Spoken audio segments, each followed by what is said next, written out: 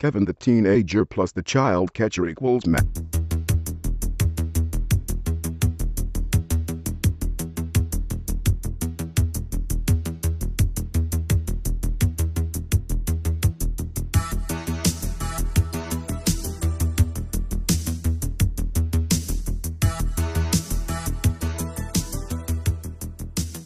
Hello, welcome to episode 83 of Chet and John's reassuringly finite gaming playlist. My name's John Denton. With me as always, Chet Roivas. Bush.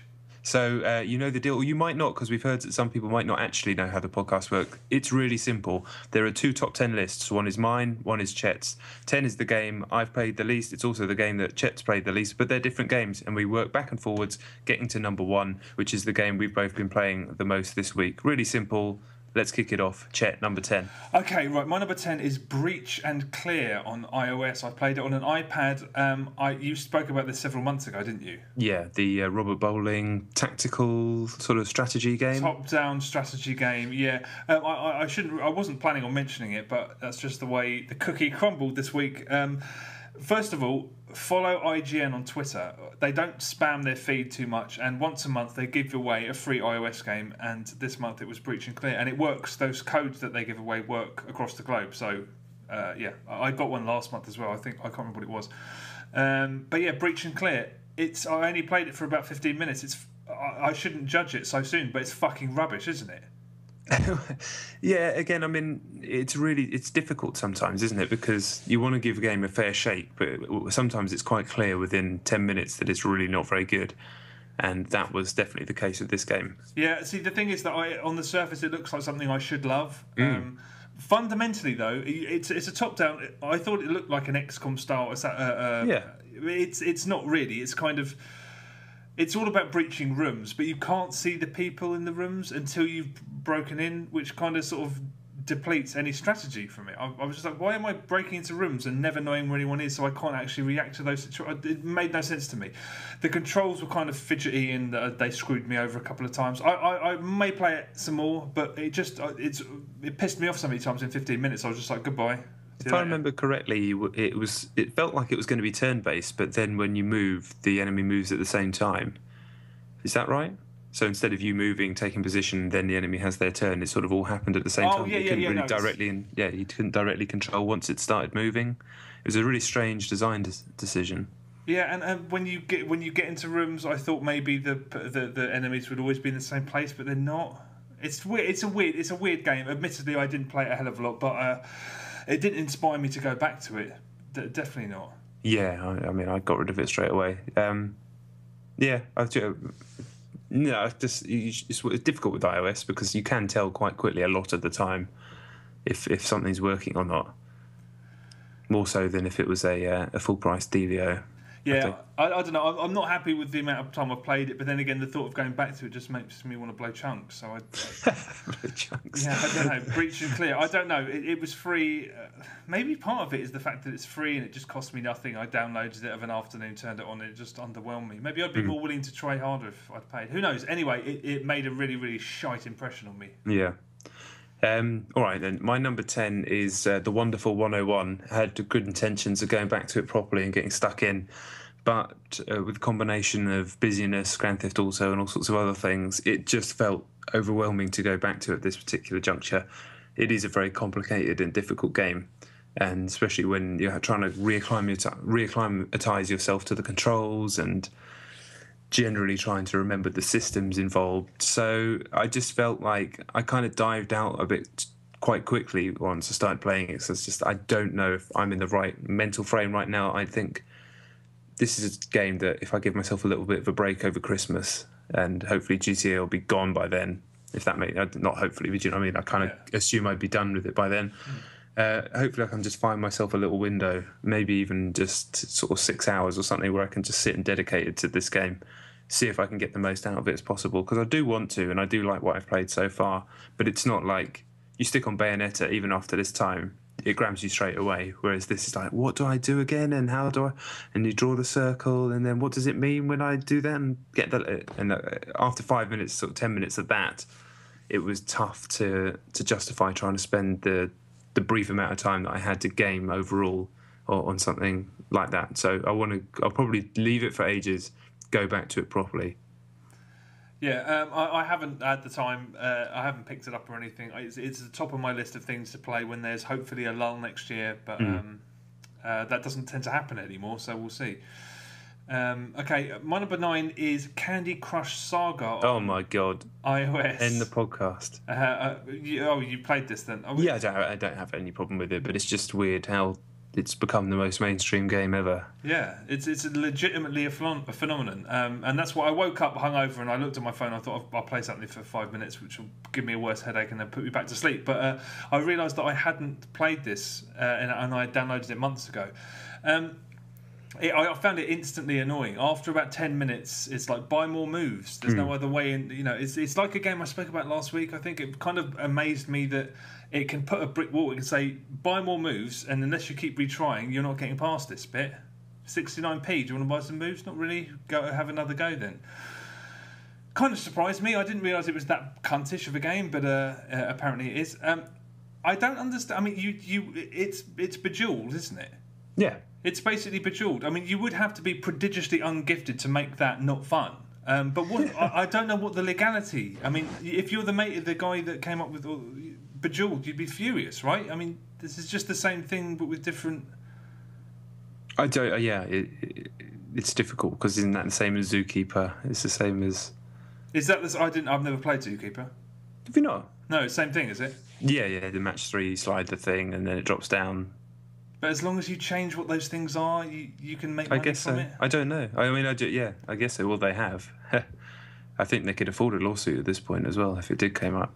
But, Candy Crush Saga, it's weird because my mum went on holiday a week ago, and with her friend, she's like in her 50s or whatever, and she said all her friends did was just sit there glued to their phones playing this game, and they're, women in their late 50s. That's weird. I mean, that is weird. That's never happened before. And that kind of paywall thing, the only reason I'm thinking it's working is because most of the people who are playing it just don't have the language of games as part of their knowledge base of. We've got 25 years of playing video games. We understand how they work, what we expect from them. So when something like that comes up, it's really affronting. Like you said, it's really unusual. Why? No, this is not how games work. I don't.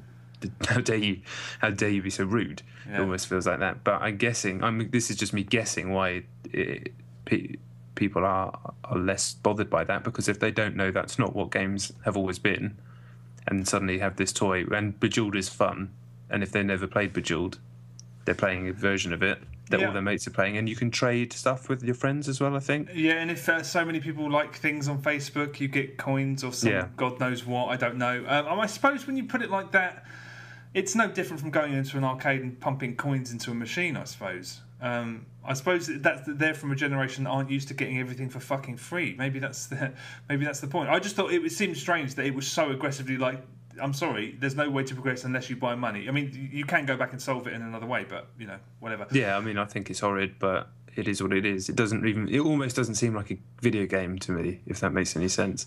Yeah. It seems like it's its own thing. Yeah. It's, just niggling into people's consciousness for some reason. Yeah. But I mean, whatever, fair play. It's not up to you. You make your own choices. If you want to play Candy Crush Saga and spend your money, do it. Yeah, I mean, it was a fun game. I just found it irritating, and I found it irritating just because I have a problem with the pluralisation of the word candy. They're like candies. In America, candy's a different word than it is here, so it's just weird and it just irritated me. Anyway, the game is great, but I will never play it again. Yeah, I have a problem with that. With candies as well, it just it makes me feel a little bit unpleasant. yeah, I know what you mean. All right, real deal for my number 9. Here we go. Made in Chelsea on the iPhone. What? Yep. I don't know how I discovered this even existed. I can't remember. Maybe I saw it on the internet or something like that. But I know people have been tweeting about playing Made in Chelsea the game, which shows more about who I'm following on Twitter. Anyway, Made in Chelsea the game. I like Made in Chelsea the TV programme. I don't watch TV. Now, I'm not one of those people who's like, I don't watch TV. I do. Most TV is kind of crap and horrible. I say I don't watch TV. I watch stuff like X Factor and just kind of shout at it for 2 hours. But apart from sports, one of the only TV programmes I genuinely like that isn't something you watch on Netflix or a series is Made in Chelsea. Made in Chelsea is a programme that is fucking crap in every single way, but I find it endlessly entertaining, and the drama that happens in it is real. Everything else is set up. When the people have a ruck about whatever reason, the emotions are real, and it's quite. I don't know. I don't even need to justify it myself. I like it. Fucking sue me. I don't care. The game knows shit. Clearly shit. It is one of those free to play, gonna try and wring money out of you. Kind of I don't know how you describe it. Kind of like a life sim type of game. The idea is that you build your little character, boy or girl, and then you get an apartment in Chelsea, and you go around with the characters from the show and buy new clothes and stuff like that. It's nothing that you haven't seen before, but the whole time, all the clothes cost diamonds, and you have to pay real money to get more diamonds and things like that. And it's a crap game made worse by all of that sort of stuff. It doesn't have any of the humour of the show. I mean, the show is not particularly clever or funny, but I think the people who make it are quite clever and funny, and they know how to manipulate these kind of simple people. Not simple, but not engaged in the real world people, and to make them entertaining to watch, whereas this game is just kind of vacuous like they are. But I think I've spoken too much about Made in Chelsea for one episode of a video game podcast, so that's it. It sounds like a kind of Sims ripoff. Yeah, but without any of the depth. I mean, I know, but that's a very, very clever move. I think of all the game types to mimic, that's the best one. Oh yeah, and I can see a lot of people playing it, enjoying it. Similar, the people who watch Made in Chelsea and don't play video games because they don't know it's so shit. That sounded rude. I didn't mean it like that. I just meant they've not played probably versions of that game which are much better. So it's new to them. Right. Okay. Well, stay away. I can't comment on the TV show because I don't have TV in my house. I haven't done for several years, mate. Read a book. Anyway. Yeah, or listen to a podcast about computer games. Yeah. Okay, well, my number 8 is a game called The Heckler on Xbox 360. It's an indie game, and it's the latest game from Silver Dollar Games. Oh my god, they're so prolific. Yeah, but the thing is, they're more prolific than usual now because basically I interviewed one half of Silver Dollar Games recently, which I'm going to put out as a podcast in the next couple of weeks. And he let me know that One Finger Death Punch has really, really undersold to the extent that it's like one of the biggest flops they've ever had. Which just my god, what a treasure! It doesn't make any sense because XBig games don't get any coverage. That was reviewed in GamesTM, Eurogamer, Edge. It got proper coverage for an indie game, and it is genuinely superb. So the fact that it's sold less than some of their other stuff is somewhat bizarre. So they've rushed out the game I spoke about last week, which I thought was okay, sort of. I enjoyed it for what it was. This is far more difficult to defend. It's a really good idea, but it's so lazily executed. There's no concern for how it might play or potentially engage an audience. It's just... basically, there's a guy walking around the screen who must have been animated in 5 seconds. It looks like the Learn to Eat. It's basically a circle with 2 circles in it and a mouth, and he struts up and down on the stage, and you're the audience, and you're one guy in the audience, and every time you press A, you shout a heckle, and there's a heckle meter on the left, and you basically you have to get as close to him getting so upset he storms off the stage. And without making him do that, and you have to keep him, the higher points, you have to sort of keep the needle at the top of the meter without going over it. It's every time you press the button, it goes up the same amount, so there's no skill. You just have to, every time it gets below a certain point, you press a button and it goes back up, and then you wait, and then you press it and it goes, and all the while you're listening to this guy deliver a monologue that's ridiculous. I mean, they've hired an actor to do the monologue, and it's ridiculous. It is mildly amusing if you listen to it because it's fucking gibberish what he's saying. Right. But you do this, you press one button for 10 minutes, and then it's the end of his show, and that's the end. It's really, really... It's so lazy that I can't even defend it or find anything good in it, because I know it's unfortunate that they've, One Finger Death Punch has underperformed when it's by 100 times, I think, their most expensive game. The fact that they're putting out crap like this, and I like what most people call crap from them. This I can't really defend. It really is shit. The Heckler. It's actually, but the problem again is that it's actually a good idea. If they had made that mini game of keeping that needle high reasonably interesting, but they haven't. It's lazy. It's off an assembly line. It's rubbish. I mean, really is. It's a shame. The biggest shame is that game's not sold. Yeah, I know. Yeah. Really. I mean, they said to me when I interviewed them that we'll Learn to Eat. That's ridiculous. One joke premise about trying. I mean, it's amusing, and kids might enjoy it, but the fact that had outsold One Finger Death Punch, I don't. I mean, it's a mystery to me that. Yeah. Damn it. That game's so good. It really is. So good. Which makes it all the weirder that the Heckler is so fucking terrible. Just, don't forget I spoke about it. All right. It's a good idea, though. It is.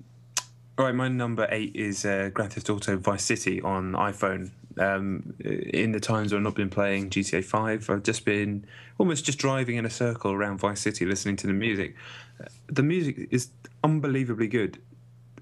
I think I kind of almost took it for granted when it came out, that how good it was and how good a GTA soundtrack could be, but they nailed it in every single angle from every conceivable position. How many great tunes there are on that, to the point where I think it's been detrimental to every soundtrack they've done since, all of which are brilliant, that they kind of shot their wads so much on Vice City that they can't. I mean, I'd quite happily have some of these tunes again in the later games. But yeah, I mean, I don't think the game's sophisticated enough on the phone to really do many of the missions, because they are awkward and fiddly. But just driving around, it's still fun. I did it for hours and hours and hours back when the game came out, and I'll happily do it for time when I'm just sitting there on my phone again. So it's more so than GTA 3 because of the tunes. I'm just loving listening to that music while driving around. It does capture that essence of kind of coke snorting 80s better than anything else. Still, that kind of Scarfacey vibe. Yeah. Miami Vice. Yeah. They're obvious points of reference, but it really does manage to capture it.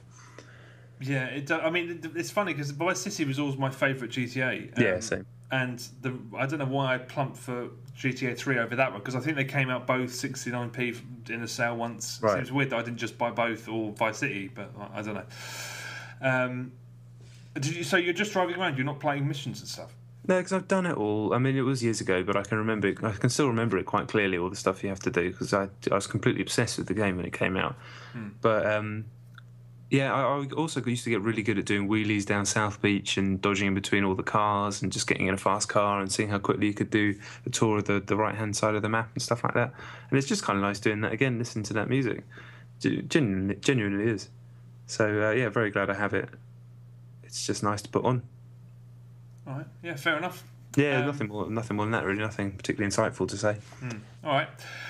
Okay, all right. Well, I don't have much insightful to say about this either. My number 7 is a game called Smule Piano. Have you ever heard of anything called Smule? What's Smule? The only thing I know is it's my brother's gamer tag almost, but... Oh yeah, no, SMULE.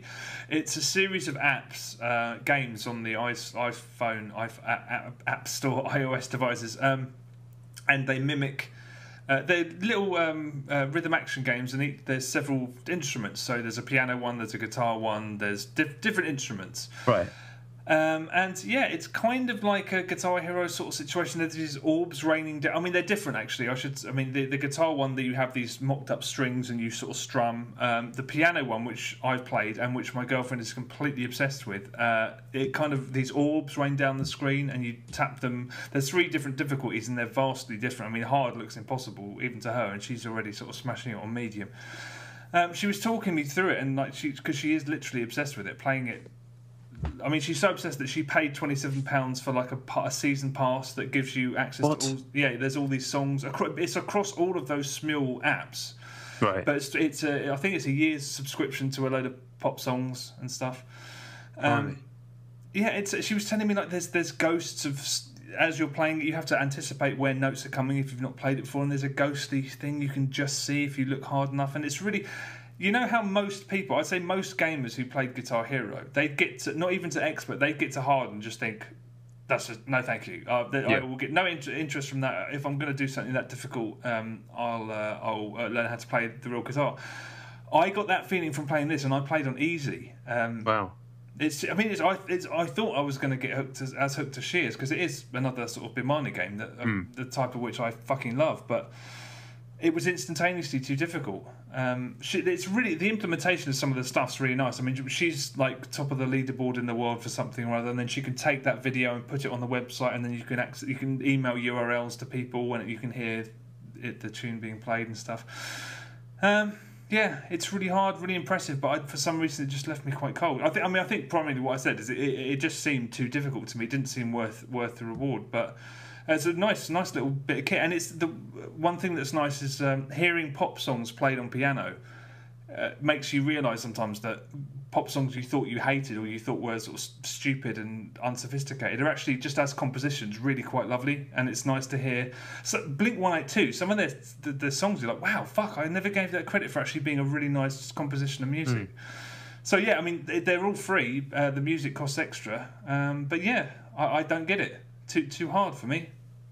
I might check it out. That does sound quite cool, though. I want to check it out. I tried it. I mean, the other ones seem. I mean, they haven't grabbed my girlfriend as much as the piano one, and that's the one that seems to have the most people playing it because there's loads of leaderboard support and stuff. Could you do it on a phone, do you think, or do you need something bigger? She's using an iPad Mini, but I'm sure you can. Yeah, it's all very straightforward. You've got an iPad, haven't you?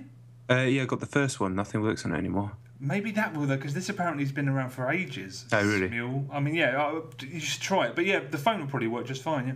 Yeah, all right. Sand. Literally.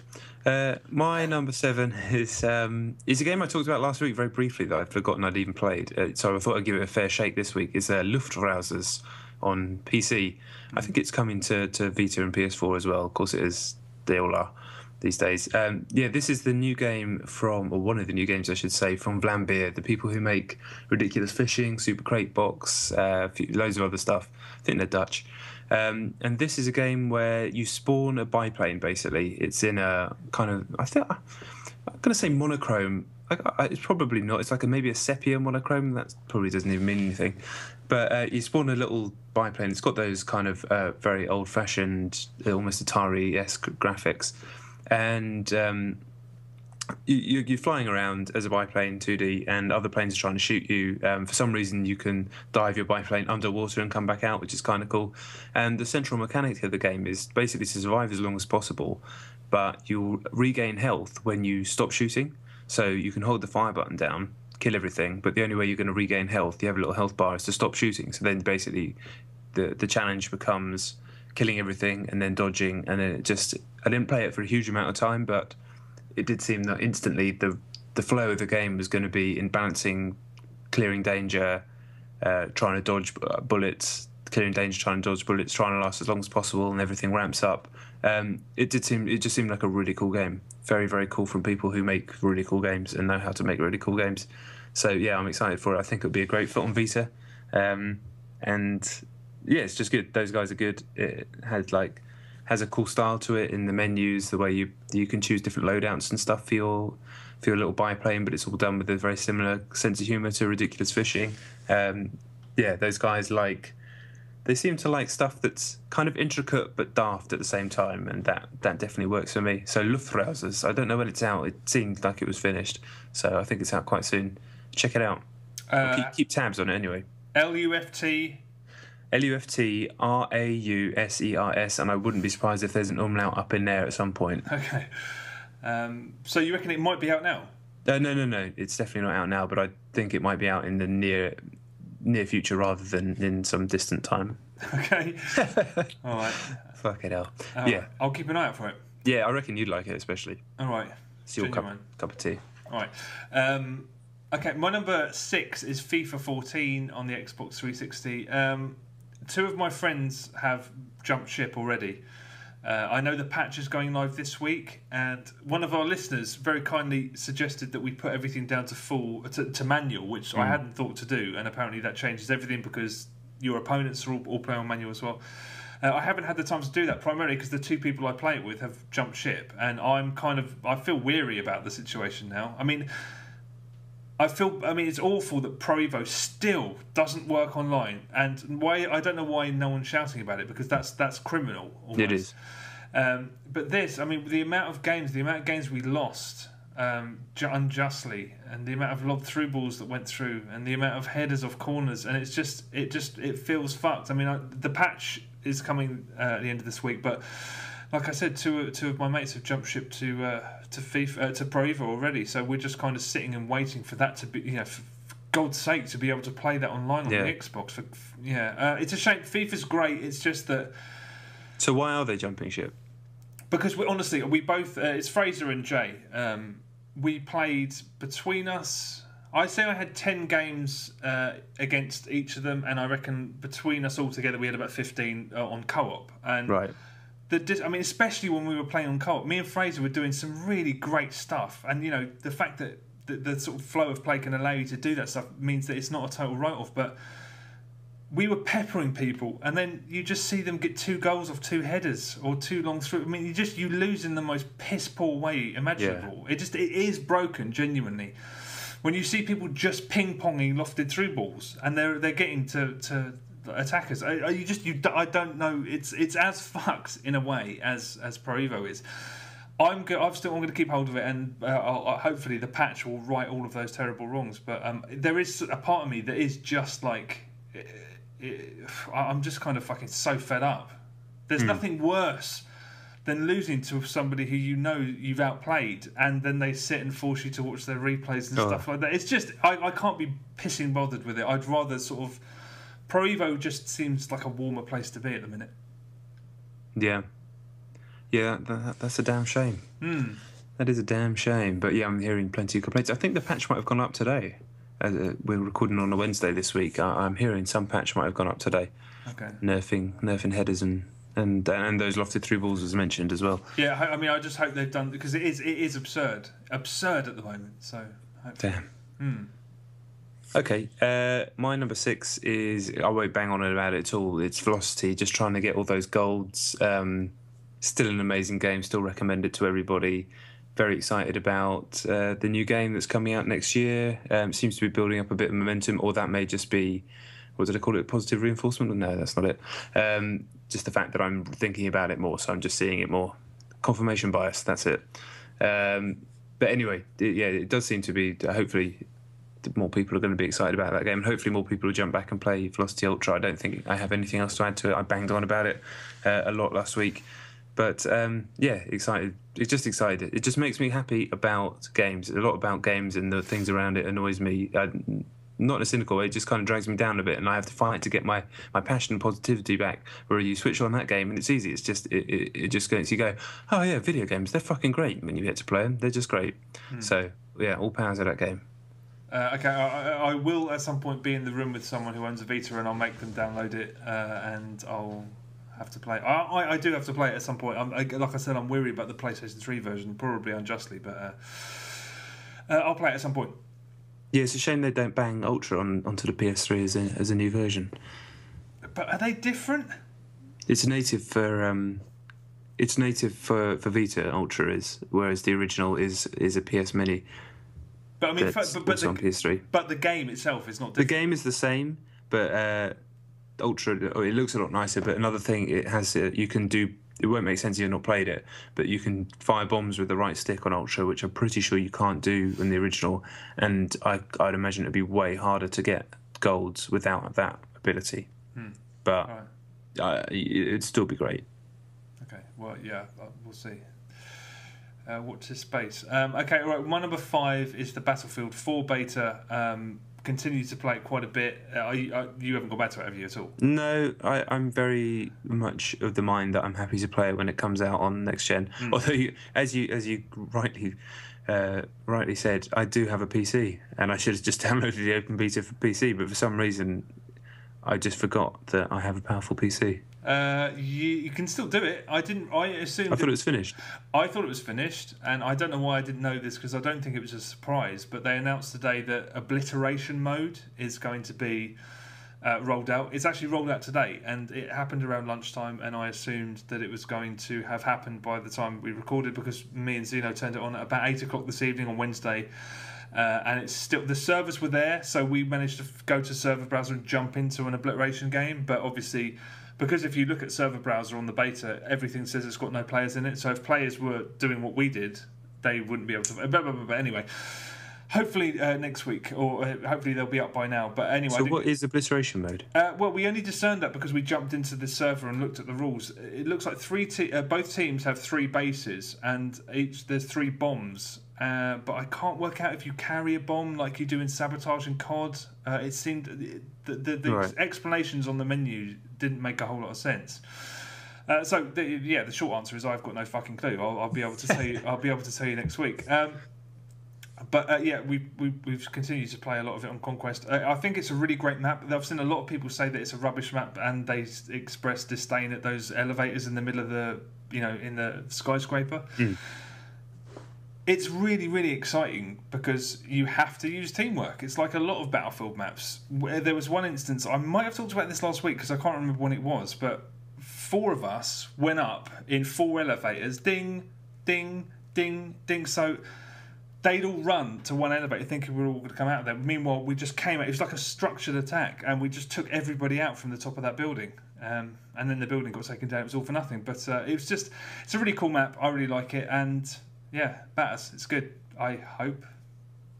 Yeah, I'm excited to play it on PS4 on my own because nobody else that I know is getting a PS4 now. But I'm to learn. But if that is the case with the beta, I will download it on PC and check it out. I don't think my PC is powerful enough to run it as it's supposed to look. Well, I think you need to buy some sort of fucking £1 million PC for that. But I mean, it will run it, won't it? Oh, it'll run it good, but it's difficult. Where I am with PC games, knowing that the option to have it even better is in there, but my machine isn't good enough to do it, is upsetting. Yeah. No, I can understand that. Yeah. All right, my number 5, are we on? Mm-hmm. Is a game called Coconut Dodge on iPhone. In my research about Velocity, obviously it's made by Future Lab, so I wanted to check out. For some reason, I thought it was their first game, but it's not. They made a game called. They made a few games, but they made Coconut Dodge, which is an iOS game that's been around for a while, and it featured on Eurogamer ages ago. And I'd heard of it. It's a game very simple game where you control a crab, and coconuts and coins fall out of the sky, and you have to move the crab left and right to dodge the coconuts and get the coins. It's a very simple looking game. It looks like about 10 billion other games on iOS, but the more you play it, you realise that it's got so much in common with Velocity. It's insane. It's actually almost the same game, but stripped down to a very, very, very simple form. You move the crab left and right, but you can also there's a turbo button, so you can move them twice as fast. And if you press the turbo button twice, like double tap it, you almost teleports across the screen. And the way the coconuts fall eventually turn into almost mazes. So they almost form upwardly scrolling levels, even though things aren't actually scrolling, they're just falling down the screen. And you have to try and collect coins, and then gems will appear, and they'll appear in difficult things, so you have to quickly go turbo under a bunch of coconuts and turbo back out. So in actual fact, as you start to get a bit better at it, you realise that you're almost doing the same things as you are in Velocity, like basically teleporting underneath things to get things, and it's so similar. The DNA's all there. So understandably, it's again really fun. It's not as good as Velocity, don't get me wrong, but it's a fun game, and it's kept me entertained quite a lot. And my little boy loves it because he just likes crabs for some reason. But it's good. People always said it was good. I think it's available on V2 and a few other things as well. But it was surprising me that they did it, because in terms of like aesthetics and style, it couldn't be further from Velocity. But it actually shares a lot of its genealogy. It's good. All right. Is it free? I think it was 69p, or maybe it was free. I don't know. At that point, I was like, I'll pay anything for any of their games. Yeah, fair enough. All right. Okay, my number 4 is Grand Theft Auto 5. It might have been higher, but I've put it at 4. Is it on your list? Yeah, it's a bit higher. Stupid question. Okay, well, we'll wait until you get to it then. Oh, okay, cool. My number 4 is Bosun X, the game you played last week. Oh, yeah. The man running through a tunnel, Super Hexagon type game. Yeah, it's really good. Really cool game. It's, like you described last week, you play as a man. He looks like the guy from Flashback. You were spot on there. Another World. Yeah, I get me too. No, yeah, me too. Yeah, he looks like the dude from Another World. But he's running into the void, into a tunnel. The tunnel seems to be made out of platforms in the shape of a hexagon, almost like you're running through the world in Frequency, isn't it? Yeah. And platforms will appear on the left and right of you, and you tap to the left or right of the screen. The guy will jump. If you tap right, he'll jump into the right. If you tap left, he'll jump into the left. If you tap both sides, he just jumps straight up. And the idea being that you want to not fall down, and you want to land on the blue energy platforms, build up 100% energy, complete the level. really, really, really hard. I get the comparisons to Super Hexagon, the music, the fact that you're kind of manipulating what seems like an impossible world, but the more you do it, the easier it gets, and the fact that the patterns do eventually repeat themselves. But it also feels obviously completely different because it's a 3D moving through space game and a platformer. But I do like it a lot. It's not as perfect as Super Hexagon, but it's almost an unfair comparison anyway. Yeah. But I do like it a lot. It's fucking hard though, like almost frustratingly hard. But it kind of captivated me for a good decent amount of time, and one of the best iOS, like pure iOS games I've played in ages. I don't really have a hell of a lot more to add to it than that. I don't think I've got to the point where maybe its true complexities start to reveal themselves, but yeah, I played plenty of it and I liked it a lot. Yeah, it's not a complex game, and I think I said that last week as well. I don't have a whole lot to say. It's just a really good endless runner, and it never got frustrating for me. But maybe you ventured a little bit further into it than I did. Did you? So you played the iOS version, not the PC? Yes, yeah, I played it on my phone. Yeah. Yeah, I think I can't imagine it would be better on a. I think it's a perfect fit for the phone. Yeah, I do. Yeah. Cool. But okay. Very good. Yeah, Boson X. Yeah, Boson X. I mean, I think it's boson-x.com. Just Google Boson X and you can download the PC. And Is he running into the Higgs, Large Hadron Collider? Is that the story of the game? I never thought about that, but probably looking for the Higgs boson thing. Yeah, because that's a great idea for anything. Well done. Yeah, I love fucking ideas like that. Here's a game that's come up with the most absurd plotline possible, and then that's the game. But it could have been anything. It could just be a guy running through a tunnel. So yeah, credit. Yeah. Because you can't do that. You can't make a film about that. No, you can't. No, that's very true. But yeah, it's good. Boson X, check it. My number 3 is NBA 2K14 on the PlayStation. I actually really want to play this. Why this one? I haven't played one. It's one of those games where I probably play one every 3 years, and I'm getting the itch again now. Or the last one I played was the one that was all Jordan. Maybe that was 2 years ago. No, it was 2K11. So yeah, that was okay. Perfect. Yeah, 3 years ago. This is difficult. There's a lot of symmetry between my number 3 and my number 2. But yeah, my number 3 is NBA 2K14. There's a lot. I think the gap between what NBA 2K games are and what FIFA is, I think they're basically neck and neck. Just every year quality, every year innovation. Although this year you'd say that FIFA hasn't innovated as much as past year, and you'd say that about NBA 2K14. It's really difficult. It still looks, when you start playing the game, it still looks like television. The presentation is second to none. It really is. And even if you're not a massive fan of basketball, as I'm not really at all, and I don't follow it, it's difficult not to get sucked in just because of how incredible it looks. But it's 2K11 was the Michael Jordan version. The 2K12, I think there were differences in gameplay. 2K13 was the I'm getting mixed up, I think. Anyway, 2K. The big thing in 2K11 was the Michael Jordan. It was basically the Michael Jordan edition, and this is the LeBron James edition. Right. And it's interesting because the Michael Jordan one was all about looking to the past and sort of reliving some of his classic games and stuff. And this is like a fantasy about the LeBron James's future. Okay. At the beginning, it's a nice mode. It just kind of doesn't go far enough. You can basically stay with his current team as he is in the real world and just go and prolong what they call the dynasty. So you basically create as his career you expect would pan out anyway. Or you can take something that they call the fantastic journey and you can see what happens if you experiment with putting him with other teams and stuff. It's not completely open-ended, so you can't like take him and put him in a really shit team and see what happens. You can only pick from a handful. But it is nice. It's like it's all about what ifs. Yeah. What would happen if you? Yeah. And the thing is, I don't know if this would happen in a football game. I might be wrong, but when you play through that mode, and if you take the fantastic journey, the longer it goes on, like real players, they also start to go to different teams, and that's why it felt like a game that would be great for couch co-op for fans of the sport.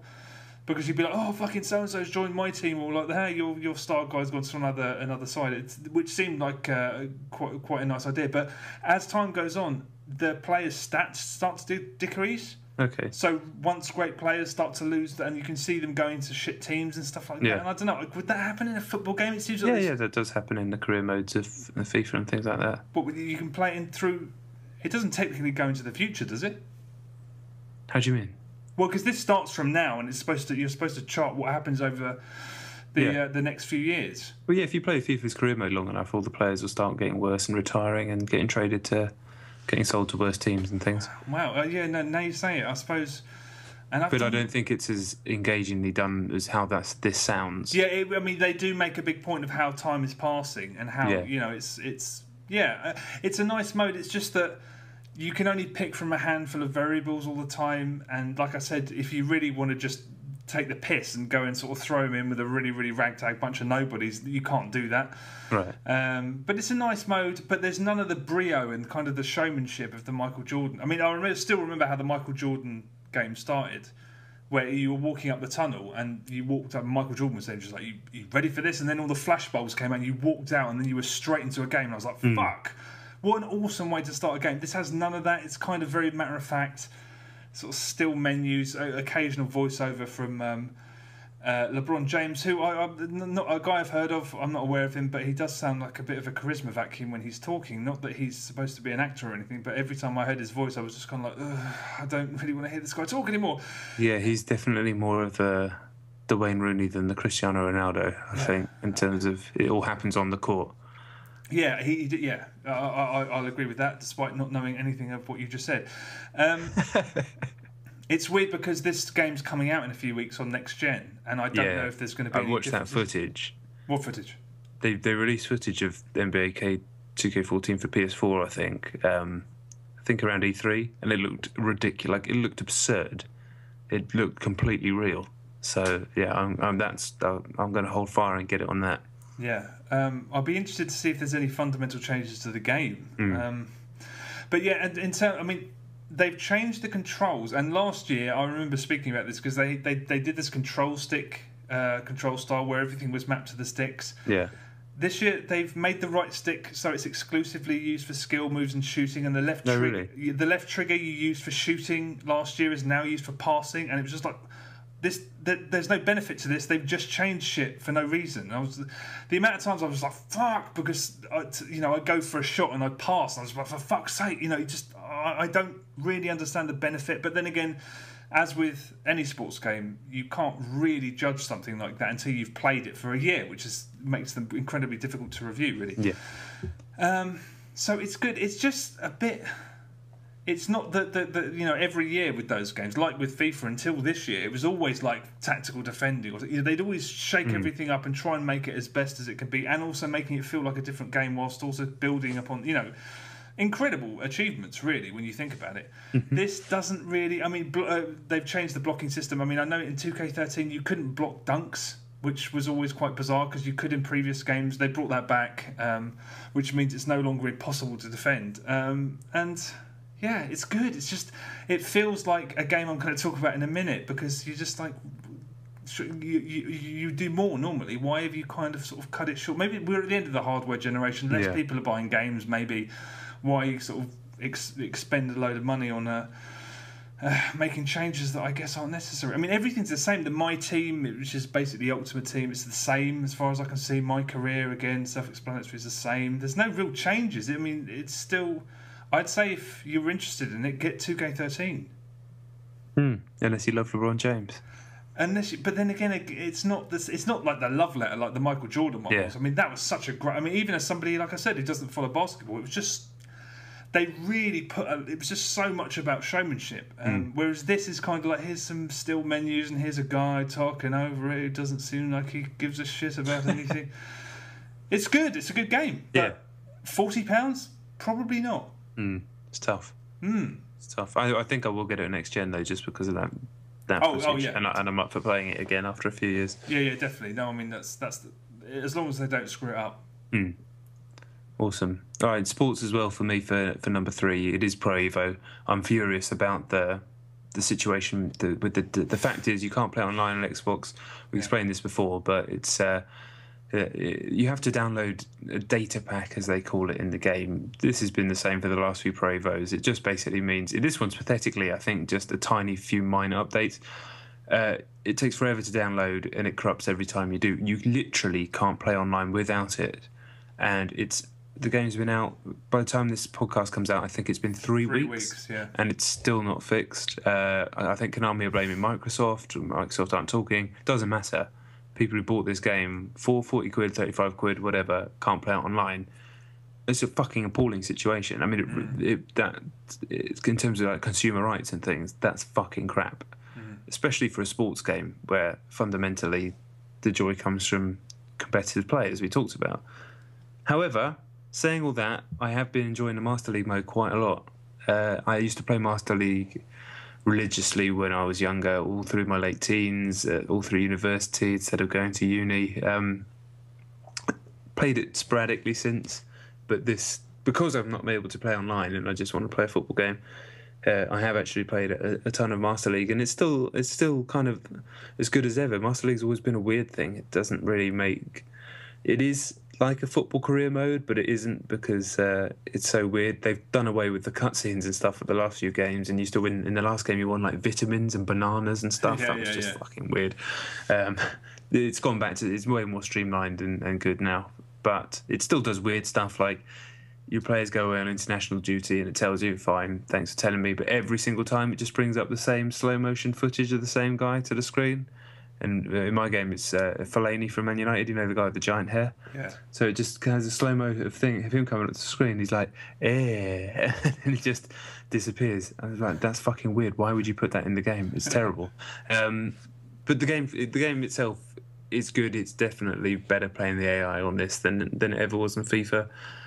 It just manages to be nicely dramatic without ever feeling like it's screwing me over too much. So I'm not getting those things where the computer's dancing around me and it feels like it's cheating too much. It does happen sometimes, but I've had some great games, some great draws, some great wins, and I'm enjoying it, but I am fucked off. Overall, I'm fucked off still. This game deserves a lot better than not being able to play it. And then they're talking about signing up for the 11 versus 11 beta that's going to be coming in a patch. It's like, fuck all that. Yeah. Fix this shit. Get the game online, for Christ's sake. Yeah, I mean, it really is awful. I only play football games online, really. That's all, unless it's local. But it is mental, the fact that they're... I mean, especially to not only that, they've killed the momentum that they had at launch, where people were going out on a limb and saying they've finally done it. It's finally better than FIFA. We've been talking about it for years. Here we go, 9 out of 10 Eurogame, loads of high scores, and now they've just shot that in the face by... I mean, I'm tempted to get rid of it. I never will, because it's too fucking great a football game, but... 3 weeks? Yeah, and no sign. No sign of... Yeah. No one's talking about it. I haven't heard any updates since, a couple of websites post like, oh yeah, it's still not applied. But it's like, what's going on behind the scenes? Yeah. And what's crazy is, like, the perception is that this game doesn't sell massively well, and it doesn't sell anywhere near like FIFA. But if you go onto the Pro Evo Facebook page, because my video game review got picked up by their Facebook page, and it just suddenly the numbers absolutely flew. We went onto the Facebook page. They've got over 9 million likes on Facebook for Pro Evo. It's like, that's fucking big.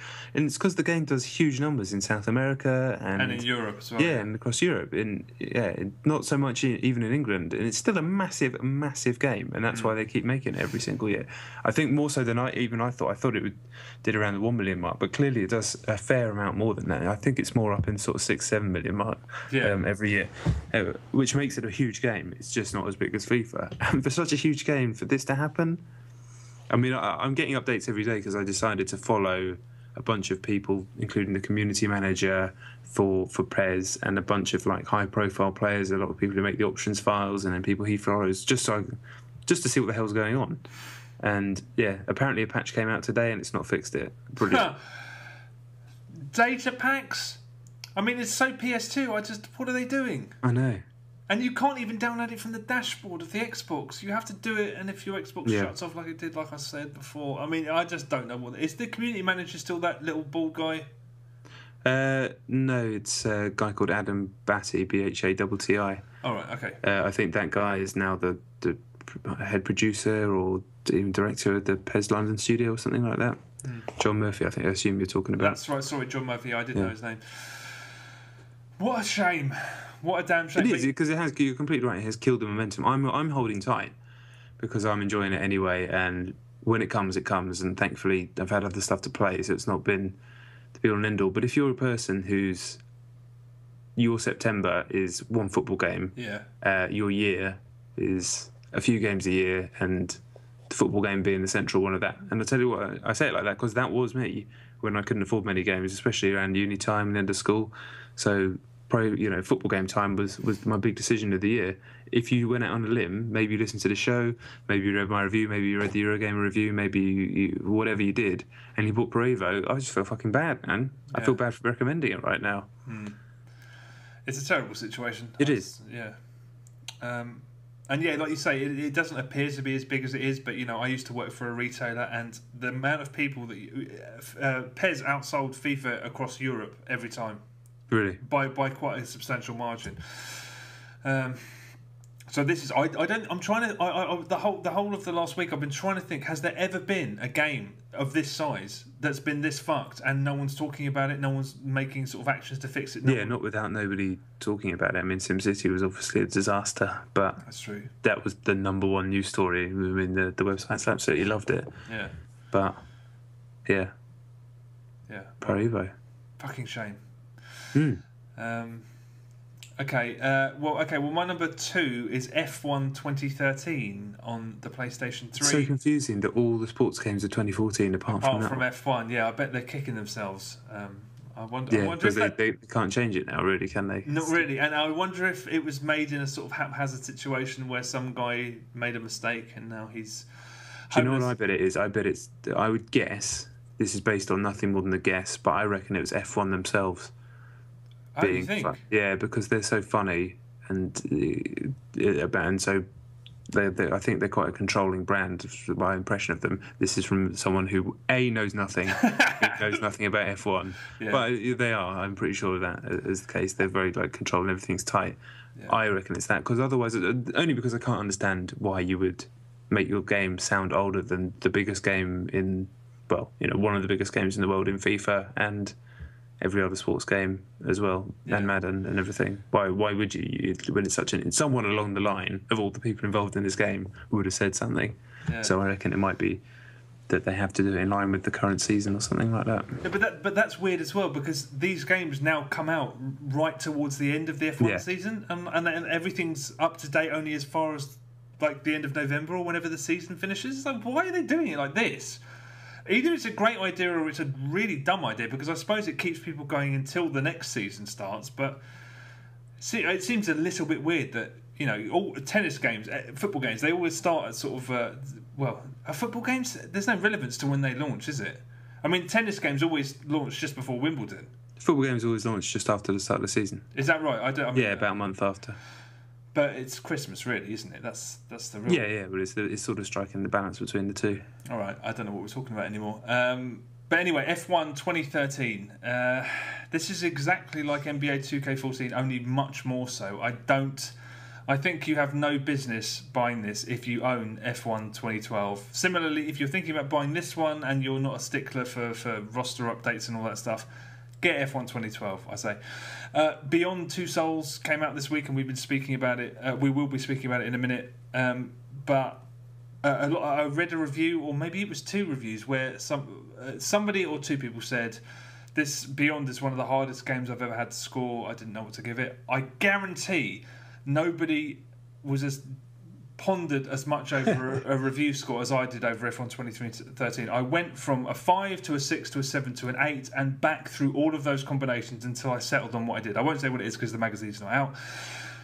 But I really didn't know what to give it because basically it does even less than NBA 2K14. And the problem is that it's still an excellent game. What do you say? The game is fundamentally excellent. Ever since they relaunched F1 games on Next Gen, when was it, 2010 or 2011? Yeah, when Codemasters took over. Yeah, they're excellent. Truly, and but in comparison to last year, one thing they've done, something that I kind of liked about last year's one, it was so English. The opening montage was 70-80% footage of Brands Hatch in the rain, and it had that Noel Gallagher song, "Oh What a Life," and I remember I was just like, this is the most depressing opening to a racing game of all time. Now it's Monaco sunsets and there's a really portentous voiceover. This is where legends are made. This is F1, and like a mock Hans Zimmer score. It's much more traditional and kind of like, oh, all right, okay, I suppose they're trying to, I don't know, I kind of like the eccentricity of the game before this. It's difficult. There's a couple of sort of challenge modes thrown in. I mean, the big centrepiece is this classic mode, which seems like a really nice idea. There's a handful of classic tracks and drivers and cars and stuff like that, and they've roped in Murray Walker, which is, as soon as you hear his voice, you're like, fuck, I forgot. I never thought I'd be able to. He was so synonymous with F1 for my entire life. Yeah. But I looked it up, and the guy's 89 years old, and when you hear him talk, you're like, God, he just doesn't sound like he belongs anywhere near a microphone. I mean, he sounds old, and he's tired and uninterested. I hope he did something worthwhile with the money he got for doing it. But they've done scuzzy filters. Everything looks kind of faggy. I mean, like cigarette stained. I don't mean like. Yeah. Okay, sorry. Kind of like yellow, sort of dirty. And kind of, so look, I mean, they've put a lot into the presentation, but there's not much to it. There's only a handful of sort of cars and drivers and stuff like that. It's basically a souped-up gateway for DLC. Which is why there's two versions of the game. You can buy the vanilla version, and then you can buy the version with all the extra stuff, and there's more DLC coming, I believe. So it just feels like it's not really a thing. It's like, here's this extra thing you can buy if you want to sort of splash a bit of money on it. Again, like NBA 2K14, the changes are quite hard to discern until you've played it for a lot of time. I mean, racing it for several hours as I did, the AI felt more aggressive, and it was always much harder to overtake. And driving on the wet, which was never... in the old games, much. It was kind of like driving on the wet. I mean, there were times when I wouldn't notice I was driving on wet tarmac until halfway through a race. But in this one, like, you spin out a fuck of a lot. Taking corners in the wet is really, really taxing. You can also save mid-lap now, which is really good because career mode is one of the longest career modes in any game ever. Yeah. It takes forever, as far as I'm concerned. I mean, you're a bit of a hero if you can go through an entire career on it on an F1 game, because boy oh boy, it takes forever. I know there's been race engineers in the past games. I can't remember whether you really interacted with them. I mean, there's a race engineer in this, and he's animated, and he looks like a bit of a stiff, and he kind of talks to you like you've just banged your head. Box. When you hear box, you roll into the pit lane. Yes, you know. And he talks like slightly robotically, and the guy doing the voice doesn't sound natural or anything like that. It's just the other thing. I think the first time they implemented it was last year, but the F1 games now have the best tutorial of any game, hands down, as far as I'm concerned, because they give you, even if you don't know anything about F1, you're not interested in it at all, you don't care about cars, and that's me basically. So I've kind of learned about F1 through these games almost exclusively. But when you're doing these tutorials, young driver challenges or something, I think they're called. They give you this non-stop, matter-of-fact information, no faffing around, just information. Like, what's KERS and DRS, do you know? Only through playing the last year's game. Okay.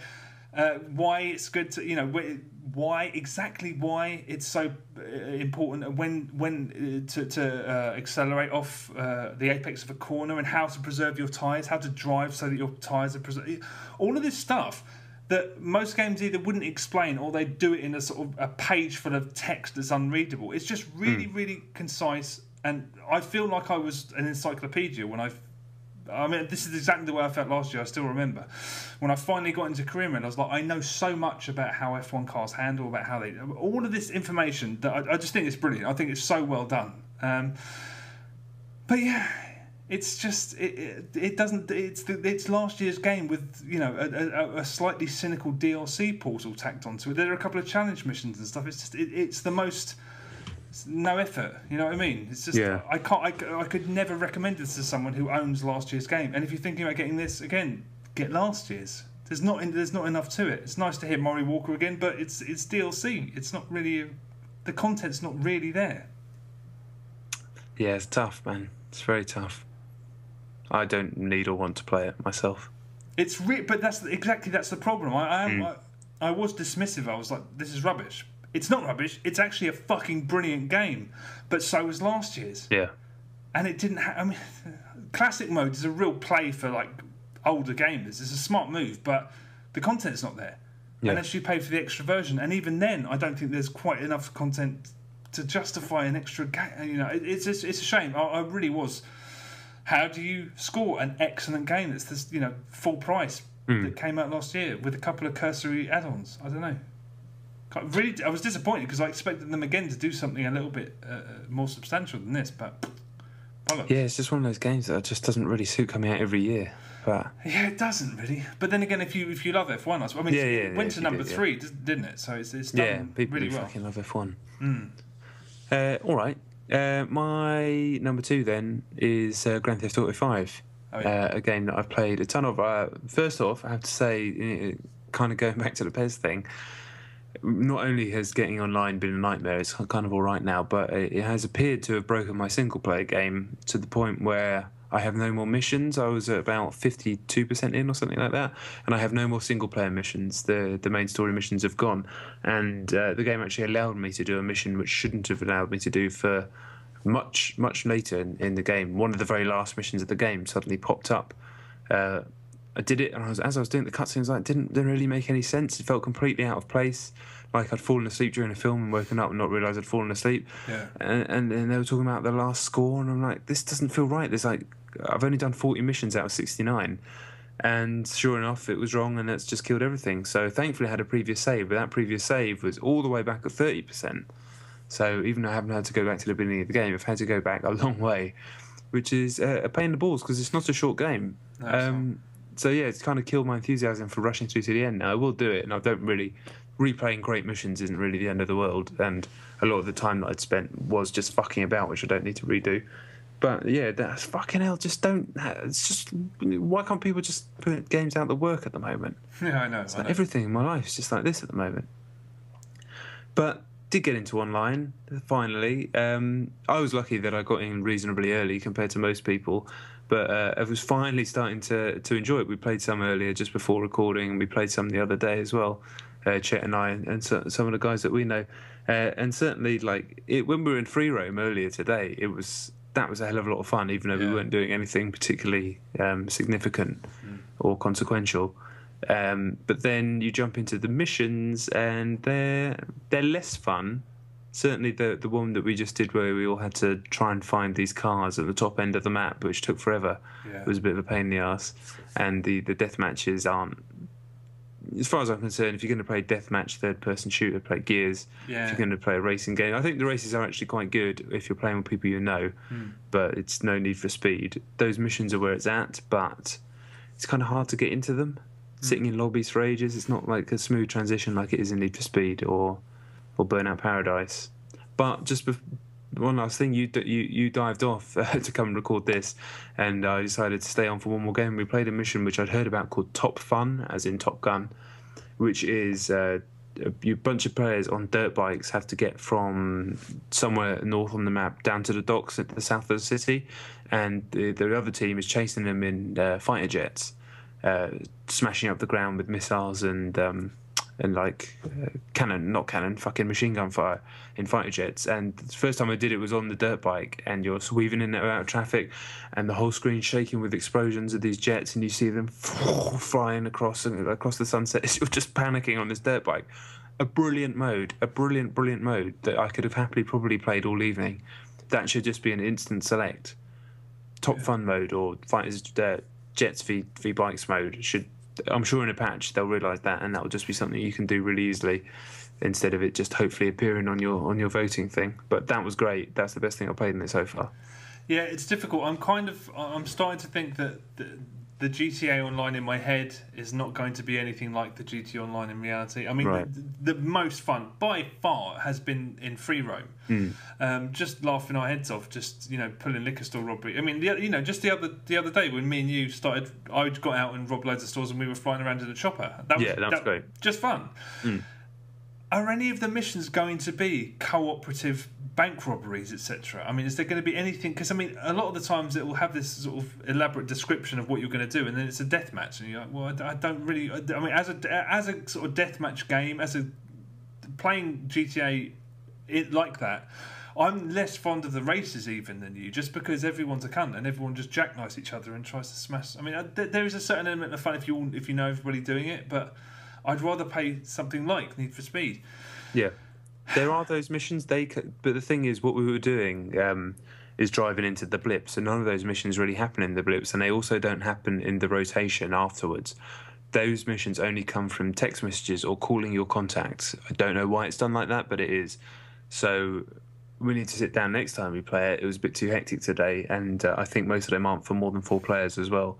Yeah. I've played plenty of missions which are drive here in a team, get these, you know, you need to. There's a car over here. It's parked up. It's being held up by a gang. You need to get up there, retrieve the car, and get it back to here as a co-op team. And the people you're playing against are AI. They're going to be really good fun, and there's loads more stuff, and they get more elaborate. And they're adding proper co-op heists as DLC with the board that you get in single player game that you can organise different ways of doing it and all that sort of stuff. Right. So that's going to be great. That's coming as free DLC as well. Oh wow! Fairly soon, but. It's weird how it's structured. The only reason I know how it all works is because I was writing about it for Games TM, and I had to basically. That's why I spent so long trying to get into it on my own. I basically learned everything that there is to learn about the game, which doesn't explain itself at all over the space of a few hours. And yes, so that's why if you want to do those types of missions, if you're playing yourself. Either call the contacts that you have in your phone and they will give you missions. I think they basically text you randomly with one of a selection of those types of missions. And as you rank up, you meet more characters and then more of those types of missions will open up. But if you haven't got any, give one of them a call. Give Gerald a call, give Simeon a call, and you'll get a mission like that to do. And if you're in the lobby with, if you're in a free roam with maybe 2 or 3 of your buddies, you can all just jump in together and... Fingers crossed, you'll also be able to jump back into free roam mode afterwards and stay on the same server, but apparently that's been a bit skewer for some people. Yeah. But it's at least it's starting to come together and work a bit better than it was. Yeah, it's definitely, it's nowhere near as drastic as it was. No. I mean, something that I'm sure they'll fix is that if you try and jump into someone's game, like a friend's free roam, and there's no room, it'll just say, there's no room, we're creating a new game for you now. And then you're sat in the clouds for 15 seconds. I mean, closer to 45 seconds to a minute. And then it bounces you in, and you're like, well, I don't want to play the game on my own. And you try and join it again, and it does exactly the same thing. Yeah. It's like you can't back out of that. Yeah. So, I mean, there's loads of problems with it. I mean, there was how many of us tonight? 7 or so? And it was too much to manage. I mean, trying to get us all into the same free roam was impossible, so someone would have to start a game, invite everybody, and if you're not in the same crew, it splits you up when there's team games and stuff. It's just... There's still a lot that they need to do to fix it, and I do really, really have a lot of time for the fact that you can thumbs up or thumbs down the mission. So they're just going to tinker with those as and when, because they were. I mean, that mission we played where we were driving for. I mean, that game was dull as fuck, and it took 40 minutes maybe. It took forever. Yeah. I had to chase a car up a mountain. Yeah, I was driving on a dirt bike, but then I got to the top and I just thought, I'm just going to stay. I can't be bothered. It's still so far away. Everyone else is kind of given. I mean, just There was nothing wrong with that mode fundamentally. It was everyone on dirt bikes or little road, fucking 4x4 type cars. Try and find a bunch of cars near you in the world and bring them back to a base while as 4 teams. Good idea, but they need to make sure that it's not. It was spread over the entire map. It felt like. Yeah. So that was. Yeah, I mean, I'm glad they have fixed it, because even 2 days ago, whenever I first got on, I think maybe 3 or 4 days ago, it was at the weekend possibly, it was really, I mean, some of the shit you saw, I think I've got it recorded, just the amount of glitches was absolutely, I've never seen anything like it. And the only good thing that came out of that whole situation was when you were doing the tutorial, you have to basically do a mission with 4 other people, and you go and get some drug money, there's a shootout, you go and nick the drug money, you drive it to someone, and it's very straightforward. The only good thing that happened is that it glitched when I was doing that, so I had to do it again. And everyone was trying to stitch each other up, nicking cars, trying to get there first. And I knew that the drug dealer that you're supposed to catch runs out the back door. So I went straight to the back door, killed the guy, picked up the money, and everyone came and ran to me like, oh, let's all get in the car together. And I just ran and jumped on a bike, and I was like, fuck off! And so they were chasing me, shooting me in this car, and I fucking I got the money. I think that's how it works, isn't it? They didn't get any money, I don't know. Yeah, probably. But yeah, it's still got a lot of teething problems. And when it's funny, it's we were playing it yesterday when our friend Jay was installing it and listening to us talk about us trying to pull 2 simultaneous liquor store robberies in free roam, right? And ours fucked up because our friend Zeno pistol whipped me by mistake, and then there was police outside. I mean, it's just I could tell. I mean, he was laughing his head off and just like, I can't wait to play this, because that's where all the fun. I just hope they try and encapsulate some of that fun into these sort of more cooperative missions, rather than just, because death matches I've just got no time for at all. No, same. And also, as you rank up more, you get to be able to do more stuff in the world. as well. Like the armor cars start appearing after a certain level, so you can start trying to heist them as well. And I'm assuming more stuff will appear. A lot of it is locked off. They've just not done a very good job of communicating what the game's actually capable of and how it all works. And it also feels a bit... Amateur's the wrong word, but compared to games like Burnout Paradise, which are old and do a lot of the same things, some of it does feel a little bit backwards, like having to constantly jump into slow-ass lobbies when you just want to do a mission together. Yeah. You don't all jump. If you're in a crew, in a party, you should just be able to jump straight in with that party into the mission. You should be able to choose to do it without having to invite any other people quickly. It's just stuff like that to streamline the whole process. I'm hoping a lot of that will be fixed with patches. It's amazing that they've got any of it working anyway, to be honest. I don't know how to do anything. But when you've seen it being done better before in similar games, then it's kind of frustrating. Especially when in 4 you could just jump on with your mates, play that brilliant Cops versus Crooks game, which isn't in there anymore, and enjoy that. So it kind of feels like a step back from that in some ways. But having bought my own garage now, having a bit of put my stamp on the world, as it were, it kind of I like that kind of permanence that it has to it. It feels like the stuff you're doing is with slightly more consequence than anything that you did in 4. Yeah. So I like that, and I'm looking forward to being able to afford a bit more. But I keep losing my car, so I never have any money. Yeah, I'm torn. I picked a fucking banana yellow Cadillac. I love your car. Yeah, see, I'm starting to fall because everyone knows when as soon as anyone sees me, they like, I just saw a banana boat. That's you, isn't it? I'm like, yeah. I might soup it up and just make it, just drive around making crazy taxi jokes. Yeah, it does look like a crazy taxi. When you're playing it, especially, someone pointed out, and I was like, it really does. It looks like you're playing Crazy Taxi. Have you? So you haven't played any more of the campaign? Well, no, because I played a bit more, and then I realised everything had gone wrong. So no, I haven't. All right. Which is annoying of you. Yeah, little bits and pieces. I watched my girlfriend play it again, and it's really interesting. It's kind of similar to like you were saying when you were in Michael's shoes, when you felt like he would have a breakdown, and then the music came on, and it was all right. My girlfriend just did the Life Invader mission. Life Invader is the Facebook equivalent, and I won't spoil it. Basically, that mission involves you going to the Life Invader offices and then going home and turning on the TV. After she was playing it, and I was just watching her, and she did that mission, and then she just calmly walked as Michael out into the garden, and then walked into the swimming pool like neck high and just stood there. And I was like, "What the hell are you doing?" And she's like, "Oh, it's like that scene from Breaking Bad where he reacted and he just went and stood." I was like, "Oh yeah, weird." It's like she was reacting, she was creating this narrative herself rather than. I thought that was really neat. Also, Grand Theft Auto always gets praised for its music, but the actual in-game music is really brilliant as well. Yeah, it really is. I did a mission one after the other. I did a mission where it was. It was like a chopper mission, and you're flying over Los Santos at night, and there was this kind of Tangerine Dream style electronica. It was probably made by Tangerine Dream, which is mental. It would have been, yeah. And that was really cool. Felt like a scene from Heat, and the way they've made the buildings look at night, really, really kind of reminiscent of that movie, especially. And then the next one was when Franklin and Michael are those freeway motorcycle cops with all the chips gear. And you're chasing two sports cars, I think. Oh yeah, I love that mission. The 70s saxophone on the go, and I was like, "This is brilliant!" It's like it's like the Chips theme tune, like a 70s. I mean, it's so good that the incidental music is as good as the stuff on the radio a lot of the time. I like how that's as important to the game. I haven't finished it. I don't know what percentage I'm at, but I'm hoping that nothing affects me the way it did you. It's frustrating. It's a really common thing. Apparently, I went online and there's loads and loads and loads of people who've had the same problem. It might get fixed, but I don't want to hang about. I just kind of want to catch up to where I was. Incidentally, if you're playing the game, I know what went wrong. Basically, it's stupid that it went wrong, but there's a bit where you get the option to speak to someone called Solomon and someone called Devin. I think it is. Is that right? Is that his name? It begins with a D. The film producer. No, Solomon's the film producer. Then you also meet a guy. I think he's a D on the map. I think he's called Devin, but my memory's gone funny. I might not have met him. You have to go and meet Solomon first, because what happened in mine, I decided to meet the other guy first, did a couple of missions, then had a cutscene that was Michael talking about having met Solomon. I was like, I hadn't met Solomon. Then Solomon disappeared from my map, and I thought, that's weird. Maybe we'll come back. Maybe it was just the game, a little glitch in the game or whatever. Didn't think anything of it. And then a couple of missions later, like I'm saying, it's given me this mission that it shouldn't have given me, and then the whole game's fallen apart. So if you get to that point, go to the S first, because apparently anyone who did that's not had any problem, which is clearly what you did.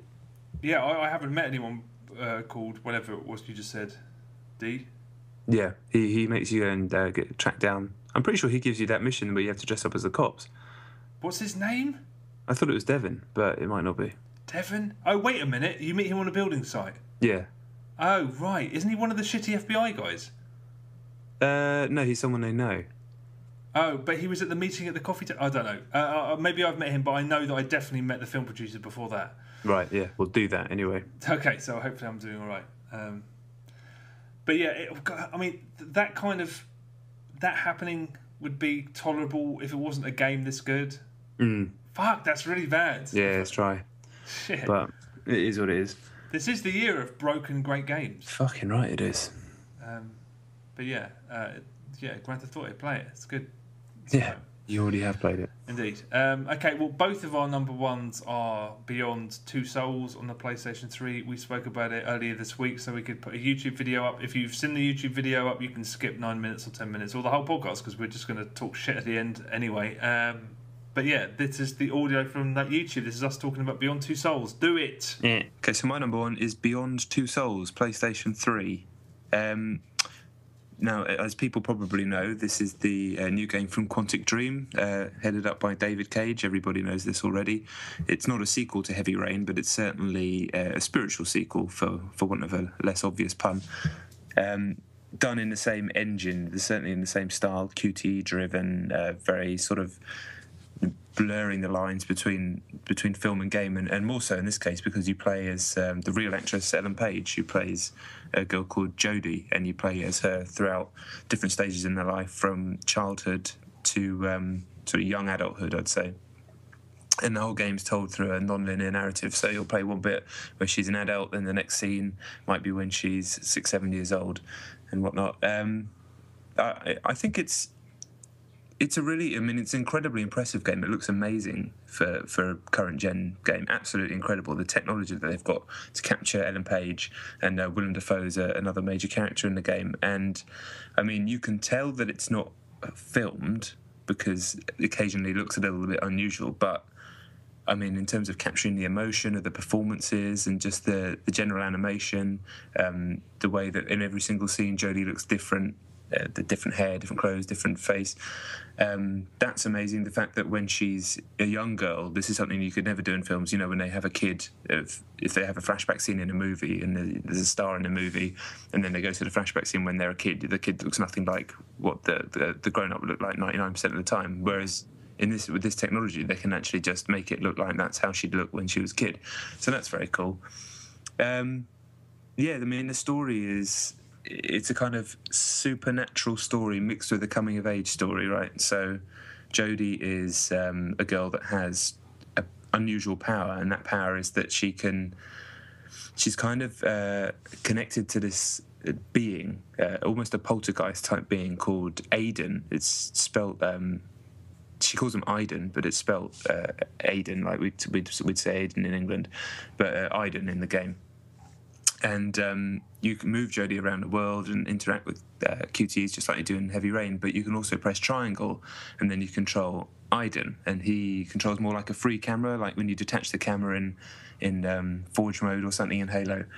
And he can interact with different things in the world, like he can interact with people, he can sometimes possess people, or he can knock over tables and light switches and things.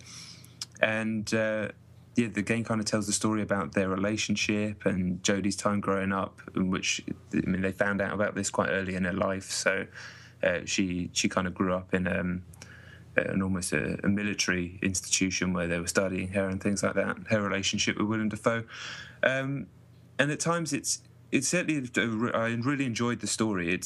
I mean, I think people going into it looking for something high-minded or hugely deep and intelligent might be slightly disappointed. I kind of saw it as more like an interactive TV movie in terms of its plot. It's nothing hugely original. We've seen it all before.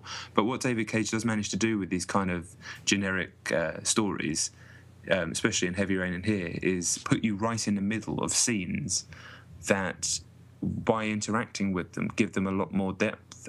There's a scene later on in the game, and it's not a spoiler at all, but basically you play as Jodie having to get ready for a date, and it's just an absolutely brilliant scene because it put me into a role that I could never possibly have experienced. And it's not the role of being a soldier crouching behind a wall or a fucking car thief or a little man jumping over platforms. I've done all those, and that's great. This was something that I could have never possibly experienced. The panic of, should I go and put this on in time? What type of clothes should I wear? I thought that was a brilliant scene, and that's something that you've seen in films, but to actually have to do it yourself was great. I just thought it was a very cool game. It does fall down, it does get very cagey at certain points. What I mean by that is, like Fahrenheit before Heavy Rain, Mr. Cage has the... sometimes I think you need someone to come in and edit him a little bit because it does veer off into bollocks territory occasionally. But overall, I did really enjoy it. It's a technical marvel. The story is very engaging, and I must say Ellen Page's performance is absolutely riveting. I mean, genuinely, it's got to be one of the best in-game performances. She gives it her all. I mean, she's clearly into the project. She gets it. This isn't one of those phoned-in performances. It's all her. I think she's an amazing actress anyway.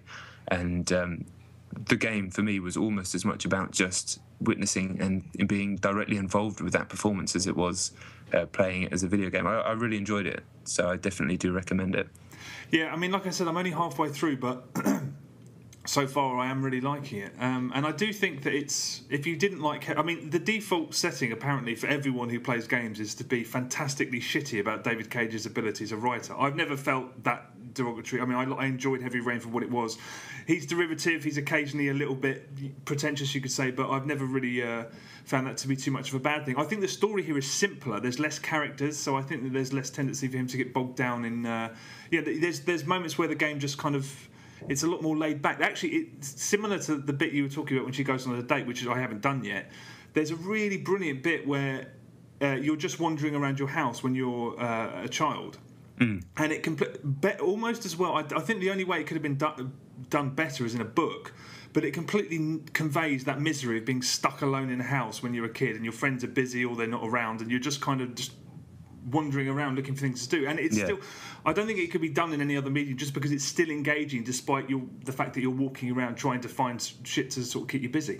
And also further on in that sequence, actually, it really, really does a brilliant job of showing how terrorised this child is, and which sort of explains how she is when she's a little bit older. The decisions that you make, there are a lot of... Well, I've come across, I'd say, 3, maybe more, like significant decisions where you can tell the story is going to splinter depending on what you do. I really love the fact that they keep them under the surface. And on two occasions, I had to act really quickly because I realised midway through an act that this was how significant this was. I was like, I should probably stop doing this. Or in another sequence, I was like, I should probably, I know what you mean. Yeah, being taken by surprise, because decisions in every game that sort of is adult, quote unquote, those are so well signposted that you're given a bit of time to think about it. So I kind of like having them sprung on me. Did you ever stop? About 5 times so far, I've stopped. Because I thought I was watching a cutscene, because I thought that it looks way too good to be interactive, and it is completely interactive.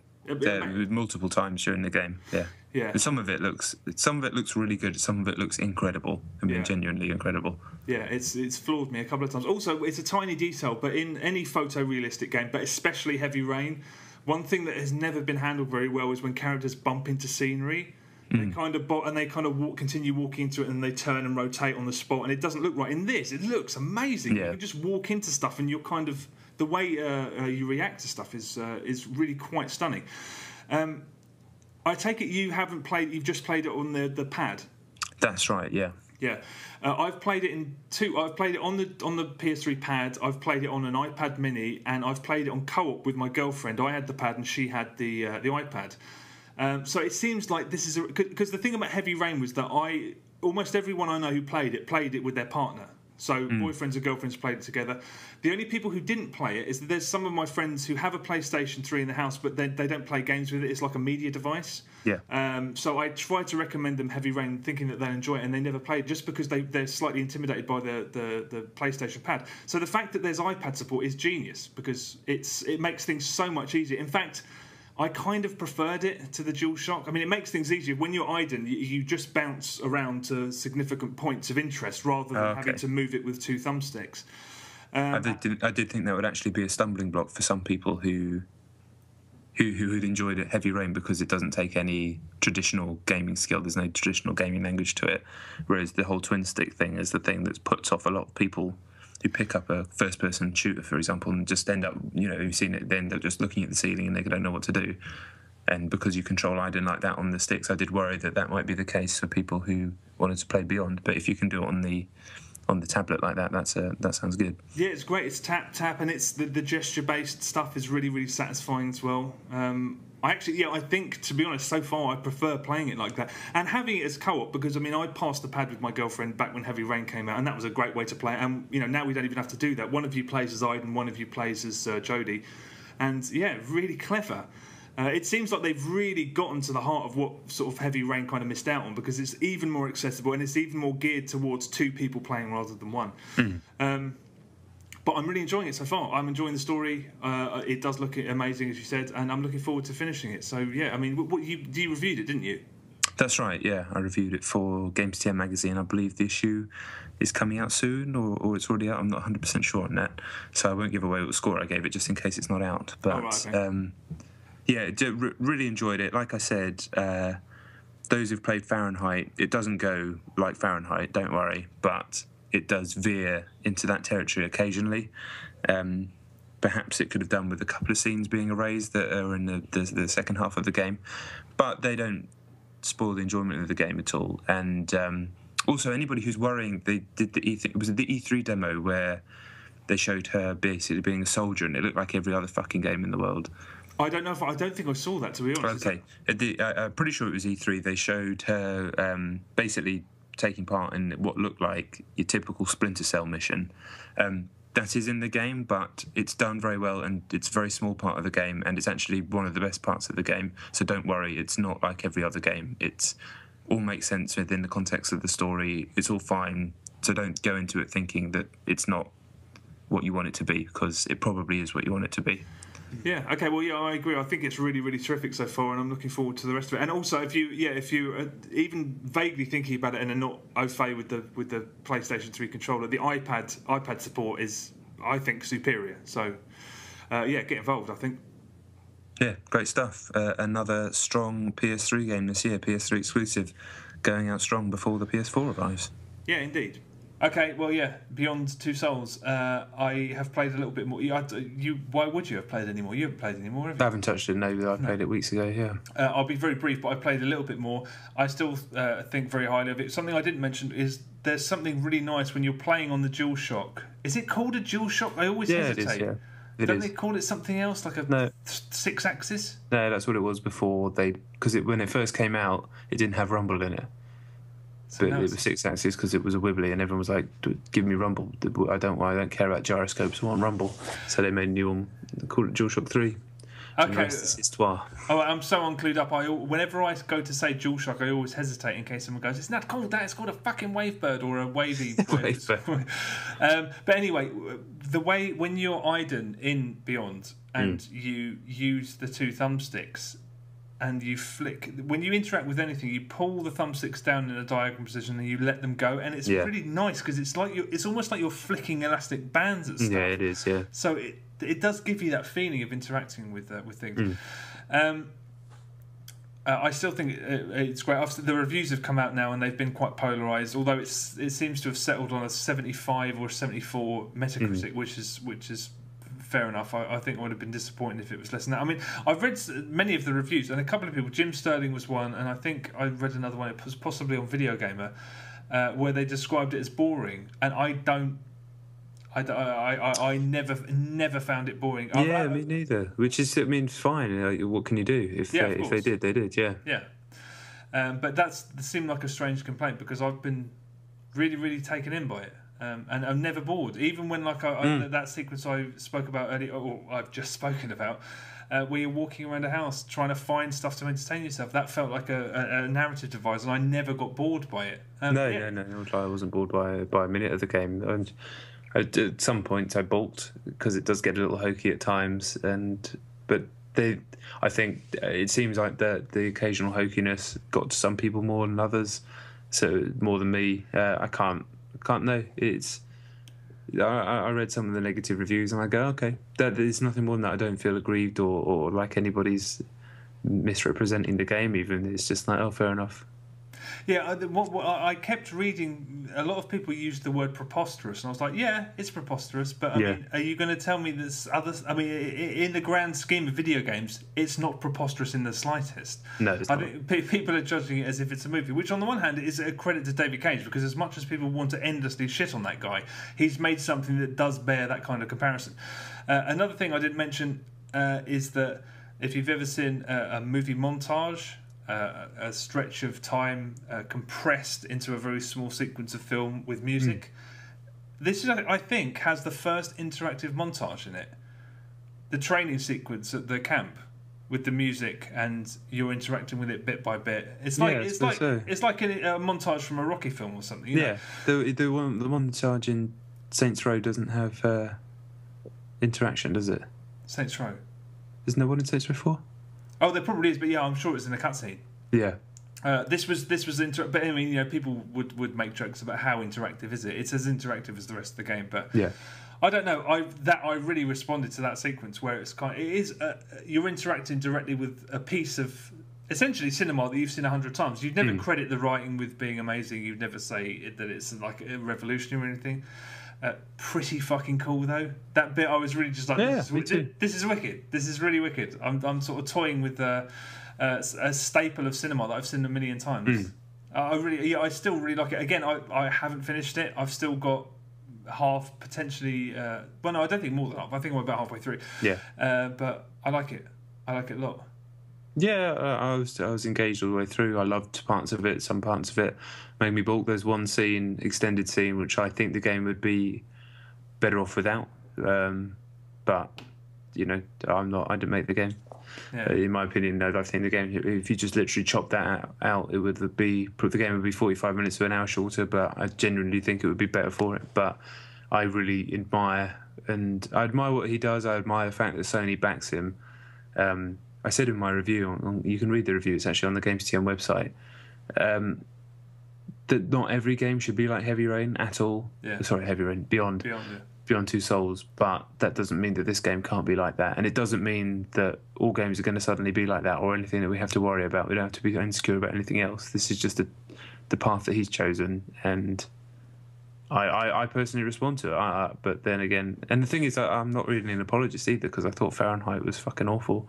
So, yeah, I don't know. I liked it. I liked it too. I am liking it, and yeah. When some of the low scores came out, I was like, oh fuck, all right, fair enough. What can you do?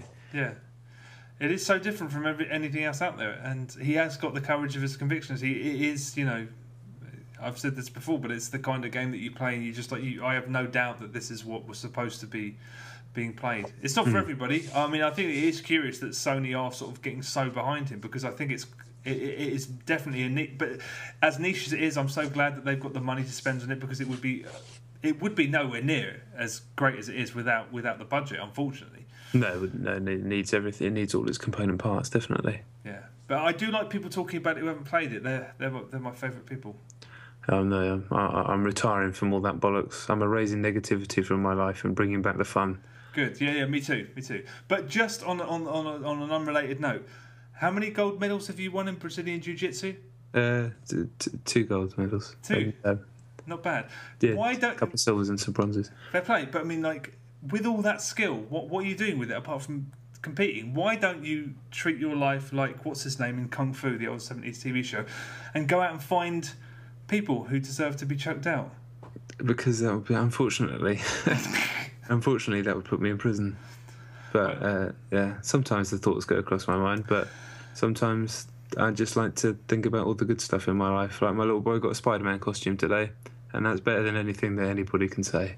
Yeah, okay, well said. But from my point of view, what I think you should do is I think you should go out there, find somebody who's got the social disposition of Kevin the Teenager and looks a little bit like the child catcher from Chitty Chitty Bang Bang, and choke that motherfucker out. Sometimes, I don't know what to say. Okay, all right. Well, yeah, that's good comment there. or lack thereof. Okay, all right. Well, look, that's us done. Thank you very much for listening, as usual. To all the people that heeded our request for iTunes reviews, thanks a bunch, because it did what we hoped it would. It shot us up the charts again, which is ridiculous because it shouldn't work like that. But we really do appreciate it. So thank you very much. Twitter for how much longer I don't know. We're both on Twitter for the moment. At Chet and Johns is the podcast feed, which we'll tweet you every week when the podcast comes out. We're on Facebook, blah blah blah. But yeah, that's it. We'll be back next week, and we thank you for listening. Hopefully, see you next week. Oh, check out YouTube as well. Chet and John on YouTube, of course. YouTube, yeah. And hit subscribe on that. That would be massive. More subscribers we get on that, better content we can do, better content we can get for the podcast. True that. Podcast will grow. Everything grows. All we can do is press one button. True you know that. what I'm saying? True that. Thank you. See you later. Thanks. Bye. Thanks. Bye. Bye.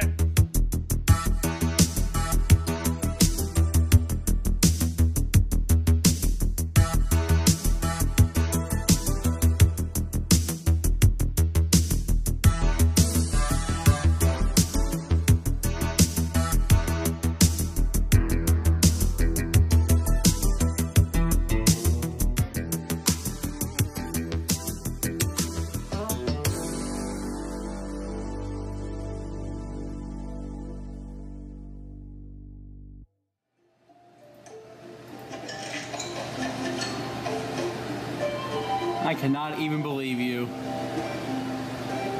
I cannot even believe you. What? You're still playing this game. Goddamn thing got addicted! Oh, now you become a real Candy Crush Saga master, huh? Sugar Crush. I like this! I beat Kobe! Fuck you, you son of a bitch! I beat your fucking ass! Jesus Christ, are you still playing this game? Get that camera on my goddamn face! I don't have it. Shut up! Turn that goddamn thing! Jesus.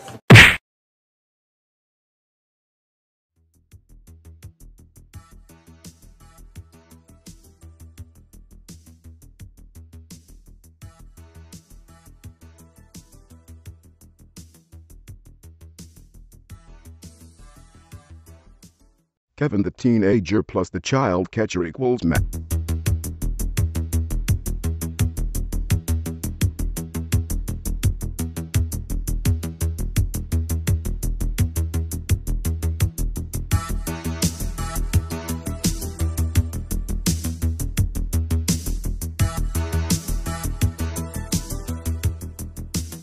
Hello, welcome to episode 83 of Chet and John's reassuringly finite gaming playlist. My name's John Denton. With me as always, Chet Roivas. Bush. So you know the deal, or you might not, because we've heard that some people might not actually know how the podcast works. It's really simple. There are two top 10 lists. One is mine, one is Chet's. 10 is the game I've played the least. It's also the game that Chet's played the least, but they're different games, and we work back and forwards, getting to number one, which is the game we've both been playing the most this week. Really simple. Let's kick it off. Chet, number 10. Okay, right. My number 10 is Breach and Clear on iOS. I played it on an iPad. You spoke about this several months ago, didn't you? Yeah, the Robert Bowling tactical sort of strategy game. Top-down strategy game. Yeah. I wasn't planning on mentioning it, but that's just the way the cookie crumbled this week. First of all, follow IGN on Twitter. They don't spam their feed too much, and once a month they give away a free iOS game, and this month it was Breach and Clear, and it works. Those codes that they give away work across the globe. So, I got one last month as well. I can't remember what it was. But yeah, Breach and Clear. I only played it for about 15 minutes. I shouldn't judge it so soon, but it's fucking rubbish, isn't it? Yeah, again, I mean, it's difficult sometimes, isn't it? Because you want to give a game a fair shake, but sometimes it's quite clear within 10 minutes that it's really not very good. And that was definitely the case with this game. Yeah, see, the thing is that on the surface it looks like something I should love. Fundamentally, though, it's a top-down. I thought it looked like... It is a very complicated and difficult game.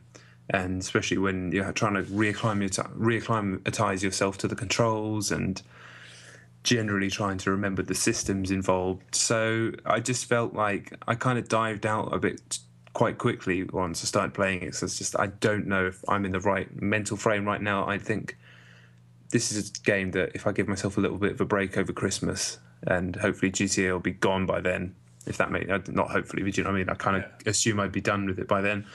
Hopefully I can just find myself a little window, maybe even just sort of 6 hours or something, where I can just sit and dedicate it to this game, see if I can get the most out of it as possible, because I do want to, and I do like what I've played so far, but it's not like you stick on Bayonetta, even after this time, it grabs you straight away, whereas this is like, what do I do again, and how do I, and you draw the circle, and then what does it mean when I do that, and get that, and after 5 minutes, sort of 10 minutes of that, it was tough to justify trying to spend the brief amount of time that I had to game overall or on something like that. So I'll probably leave it for ages, go back to it properly.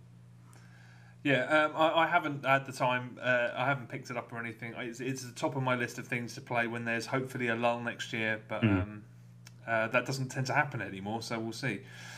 Okay, my number 9 is Candy Crush Saga. Oh my god! iOS. End the podcast. You played this then? Yeah, I don't have any problem with it, but it's just weird how it's become the most mainstream game ever. Yeah, it's legitimately a phenomenon, and that's why I woke up hungover and I looked at my phone. I thought I'll play something for 5 minutes, which will give me a worse headache and then put me back to sleep. But I realised that I hadn't played this, and I downloaded it months ago. I found it instantly annoying. After about 10 minutes, it's like, buy more moves. There's no other way in, like an XCOM style. It's not really. It's kind of... It's all about breaching rooms, but you can't see the people in the rooms until you've broken in, which kind of sort of depletes any strategy from it. I was just like, why am I breaking into rooms and never knowing where anyone is, so I can't actually react to those situations? It made no sense to me. The controls were kind of fidgety and they screwed me over a couple of times. I may play it some more, but it pissed me off so many times in 15 minutes. I was just like, goodbye. If I remember correctly, it felt like it was going to be turn-based, but then when you move, the enemy moves at the same time. Is that right? So instead of you moving, taking position, then the enemy has their turn. It sort of all happened at the same time. You couldn't directly control once it started moving. It was a really strange design decision. Yeah, and when you get into rooms, I thought maybe the enemies would always be in the same place, but they're not. It's weird. It's a weird game. Admittedly, I didn't play it a hell of a lot, but it didn't inspire me to go back to it. Definitely not. Yeah, I mean, I got rid of it straight away. It's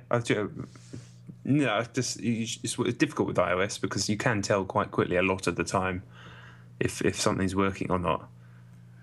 More so than if it was a full price dealio.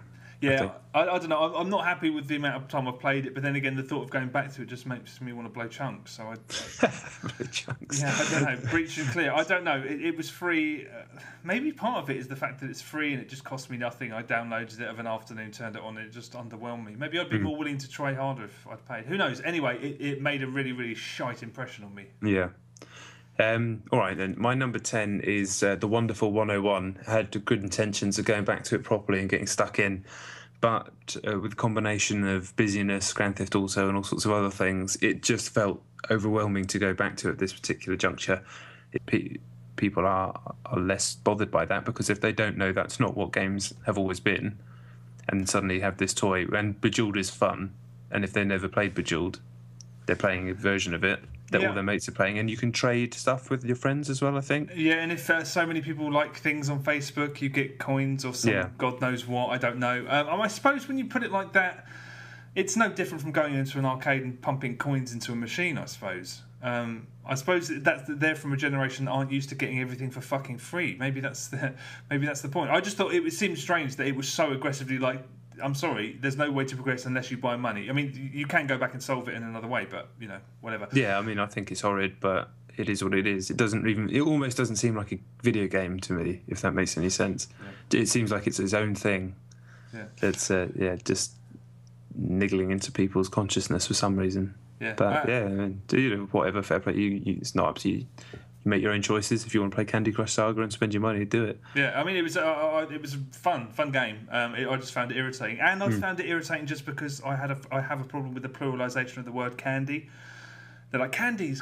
In America, candy's a different word than it is here, so it's just weird and it just irritated me. Anyway, the game is great, but I will never play it again. Yeah, I have a problem with that with candies as well. It just it makes me feel a little bit unpleasant.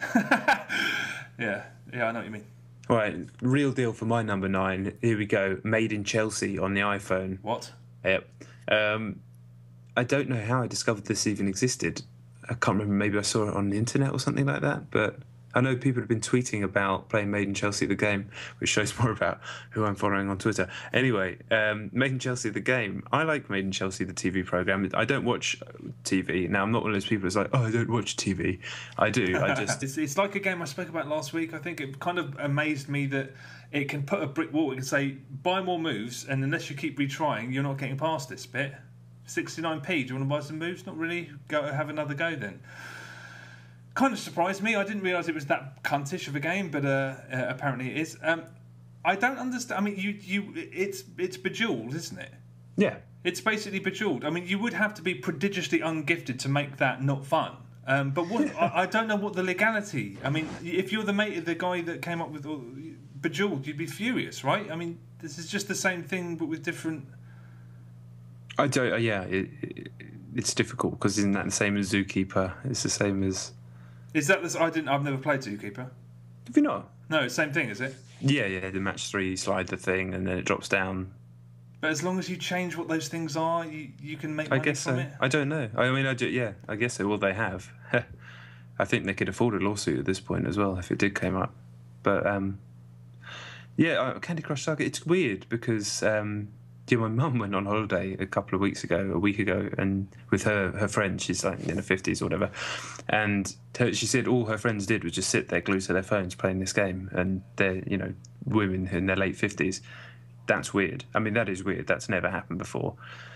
And that kind of paywall thing, the only reason I'm thinking it's working is because most of the people who are playing it just don't have the language of games as part of their knowledge base of we've got 25 years of playing video games. We understand how they work, what we expect from them. So when something like that comes up, it's really affronting. Like you said, it's really unusual. Why? No, this is not how games work. I don't.